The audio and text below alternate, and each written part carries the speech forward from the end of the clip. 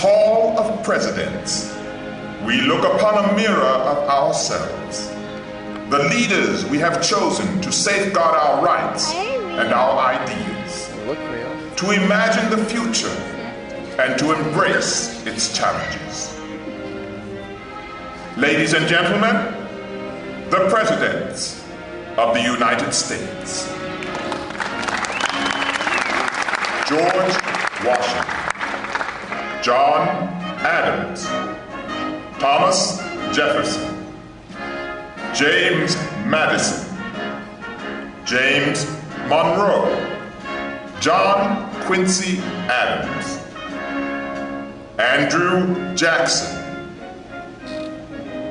Martin Van Buren, William Henry Harrison, John Tyler, James K. Polk, Zachary Taylor, Millard Fillmore, Franklin Pierce, James Buchanan, Abraham Lincoln, Andrew Johnson, Ulysses S. Grant, Rutherford B. Hayes, James A. Garfield, Chester A. Arthur, Grover Cleveland, Benjamin Harrison, William McKinley, Theodore Roosevelt, William H. Taft, Woodrow Wilson, Warren G. Harding, Calvin Coolidge, Herbert Hoover, Franklin D. Roosevelt, Harry S. Truman,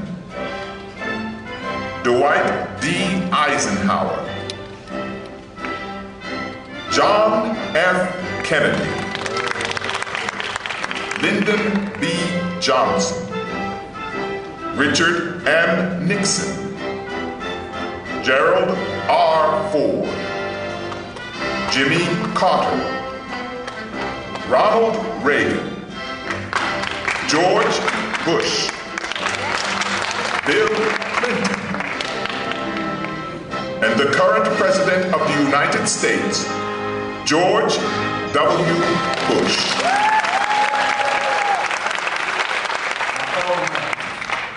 When we look back on the history of this country, we see a record of almost unbelievable energy, sacrifice, hard work, of impossible dreams that our ancestors dreamed and made real. We see injustice, too, that weighs on our hearts even today. But for every injustice, there has always been a voice crying out to right it, and America has always listened to those voices. We are listening today. And perhaps it falls to us, to this first generation of the 21st century Americans, to say once and for all that no child, no race, no creed, no ethnic community will ever again be left out of the American dream. Through education, through the opportunity to work, and to enjoy the fruits of that work, we can open every closed door, expand the horizons of all Americans. Again and again, we return to the same simple principles: freedom, equality, the freedom to create, to prosper, to dream, equality before the law, in the workplace, in the chance for a better life. And each time, in the process, America grows stronger. The beacon of democracy grows brighter.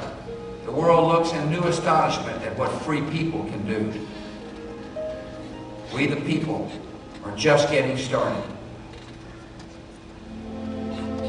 If the experience of these extraordinary men adds up to any one thing, it is this: to be true to the American dream, one must have the wisdom to remember and the courage to change.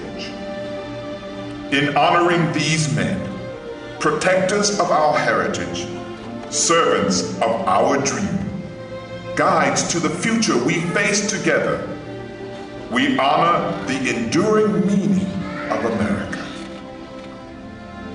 We we the people, hear in their voices the voice of our own hearts.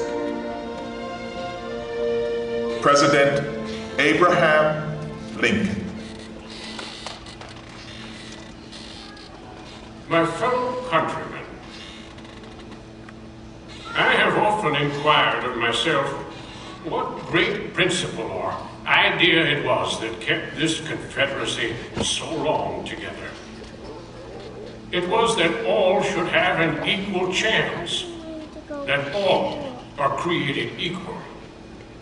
This is the sentiment embodied in the Declaration of Independence. Most governments have been based on the denial of rights. Ours began by affirming our rights. Let us turn this government into the channel in which the framers of the Constitution originally placed it. If we cannot give freedom to every creature, let us do nothing that will impose upon another creature. True democracy makes no inquiry about the color of the skin or place of birth or any other circumstance or condition. We propose to give all a chance.